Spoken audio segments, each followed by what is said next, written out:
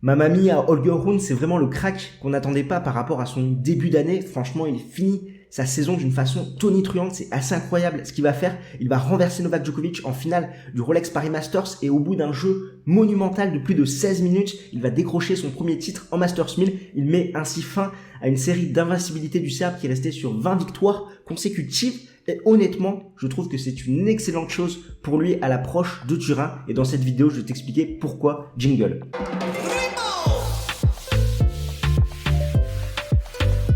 Si on revient un petit peu sur cette finale, Holger Rune s'impose 3-6, 6-3, 7-5 en 2h34 minutes contre Novak Djokovic et il continue la série après Carreño Busta au Canada, Borna Coric à Cincinnati. On a un nouveau lauréat en Masters 1000, il a tout juste 19 ans, il fait de la concurrence à Carlos Alcaraz et il montre que le tennis de demain se porte très bien par rapport au déroulé de chaque set. Dans le premier set, Novak Djokovic va commencer pied au plancher, un petit peu comme contre Stefanos Tsitsipas, où il va être impériable, 11 coups gagnants, 2 fautes directes, face à un Danois qui va avoir du mal à rentrer dans cette finale, ce qui est un peu normal, la pression sur ses épaules. Et dans le second set, ça va être un petit peu la même dynamique où Holger Rune va devoir sauver 3 balles de break d'entrée. Il va les sauver et derrière, ça va plus être le même match. On va avoir Novak Djokovic un petit peu sur courant alternatif qui va sembler toucher physiquement par rapport à sa cuisse gauche et Holger Rune qui va commencer à être plus agressif, notamment côté coup droit, qui va très bien tenir la diagonale côté revers, qui va se montrer malin par rapport à la tactique qu'il va adopter de faire monter Djokovic au filet, notamment avec son petit slice de revers. Derrière,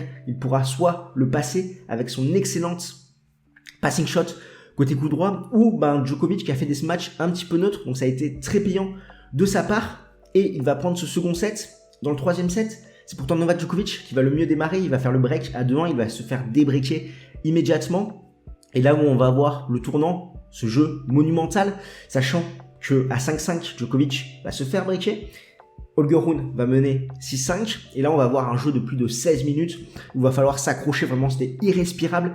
Djokovic va se procurer 6 balles de débreak, il va n'en faire aucune. Holger Rune va toutes les sauver, soit avec des coups droits surpuissants, soit avec des très bons passing shots ou des mauvais choix de son adversaire. Je pense notamment à un amorti qui était un choix risqué, mais dans cette situation, c'était peut-être un petit peu trop compliqué pour Novak Djokovic. Donc vraiment, il a su garder la tête froide pour s'imposer, décrocher son premier titre en Masters 1000. Sa deuxième balle de match fut la bonne.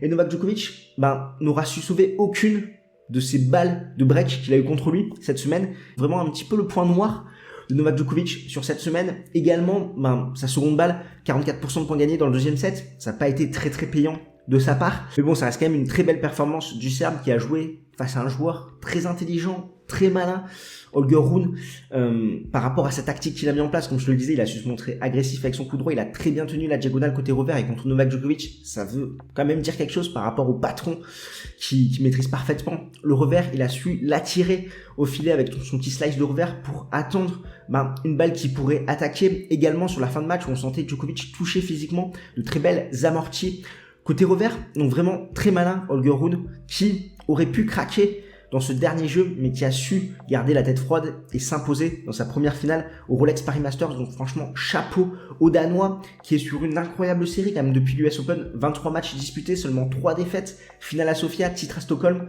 finale à Bâle, 10e à la race. Il est seulement à 44 points finalement de se qualifier aux ATP Finals. Donc ça s'est joué vraiment à rien. Il sera le premier remplaçant.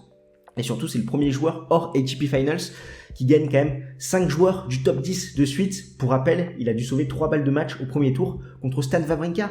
Et par rapport à Holger Rune, comme je te le disais lors du live, c'est pas forcément le joueur qui a un coup qui va faire la différence quand on le voit comme ça. Il n'a pas une arme incroyable. Par contre, il a vraiment un équilibre entre puissance et consistance du fond du court. Il est extrêmement solide côté coup droit. Il a un excellent revers. Ce qui lui faisait défaut, c'est son fitness, ses compétences athlétiques, étant donné que du fond c'était compliqué pour lui de tenir la cadence, il avait souvent des crampes. Là il a vraiment su bosser parce qu'il a su enchaîner, il a une incroyable série en fin de saison, c'est totalement dingue ce qu'il a réussi à faire. Il a progressé au service, il arrive presque à en faire une arme, et là il peut challenger Carlos Alcaraz qui lui a encore un jeu un petit peu trop physique et qui n'arrive pas à avoir suffisamment de points gratuits sur ses engagements. Holger Rune par la suite dans le futur ça peut faire la différence, notamment dans cette rivalité contre Carlitos. Il peut progresser par rapport à ses approches au filet et également ses amortis hors terre battue, même si ça a été très très solide quand même en finale contre Novak Djokovic. Et le Serbe, il n'est pas en reste, franchement, ça force le respect, tout ce qu'il a pu faire, parce qu'au Rolex Paris Masters, depuis sa défaite contre Sam Querrey en 2012. C'est 38 matchs disputés, seulement 3 défaites. Contre Cilic en 2016, contre Khachanov en 2018 et là contre Holger Rune en 2022. C'est franchement indécent ces résultats. Il était sur une série de 20 victoires de suite. Ça va lui permettre de souffler cette défaite et ça va lui faire le plus grand bien pour les ATP Finals. J'y reviendrai un petit peu plus tard.